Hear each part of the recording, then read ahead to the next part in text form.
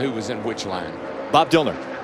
Greg Biffle has climbed back in his race car. He's going to go back out in the draft. Now, I spoke to his crew chief, Matt Pusha, and I said, what did you fix? Whoa, he says, well, trouble on the back. Trouble on the back once again. The All 9 the of Ambrose goes around, as does the 1. Jamie McMurray, our reigning champion. Brad Keswloski torn up. Regan Smith in the 51. Both the Kasey Penske Kahne's cars. involved. 24, we're done. And Darrell, I don't know who it was, but somebody changed lines. Yeah, I saw him and moving. there wasn't a hole there. I saw him moving back there. Somebody made a move, and there wasn't anywhere to go. Joey Logano's in it. We're hearing Aric Almirola potentially in this as well. This pack was growing 15 to 16 cars, and most were involved in this. But this is what? This is why.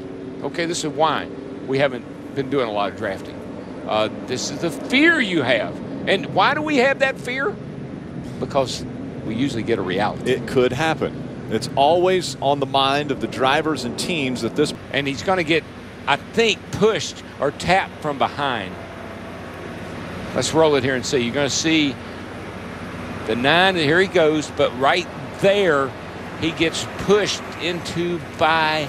That's Carl Edwards. Carl Edwards, the 99 car. Yeah.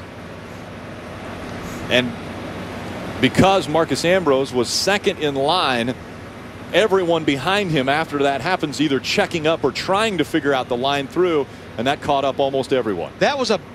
Can we run that one right there? I think that told us more of a tale right there, what we just saw in that replay. I think what I saw was when the 9 started to pull down, the 99 was going to go to the outside and fill the gap, and he clipped him as he goes by. A little tighter view. Wow, look at all these cars. There's the 99. That could have been the 88 that was up there with Dale Jr. I believe it was. They're all black primers for the most part. It's hard to tell. We're going to take another look at that wider view of what took place there on the backstretch. Yeah. Here it is. That is Dale Earnhardt Yeah, Jr. It is. And you see what happens. The 9 started to go to the inside, and Junior, I think, was going to go up the outside, and he clipped him in the right rear there and turned him. Yeah, it was Junior. It couldn't. The 99 and the 88, yep. They look exactly the same. Car's getting caught up behind the 9 of Marcus Ambrose, sliding across the front.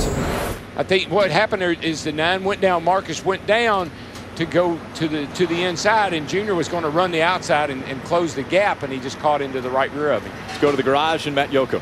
Rick, Aric Almirola has driven his wounded Ford back into the garage here. You've had a chance to look at the video. Walk us through what took place for you.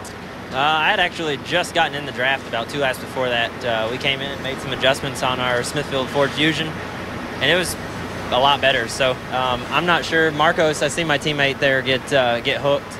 I can't see who that was, but anyways, it's looked like Dale Earnhardt Jr. Yeah, it's just part of this kind of racing. We're out there in a big pack, and when something goes wrong at the front, we all end up in it. So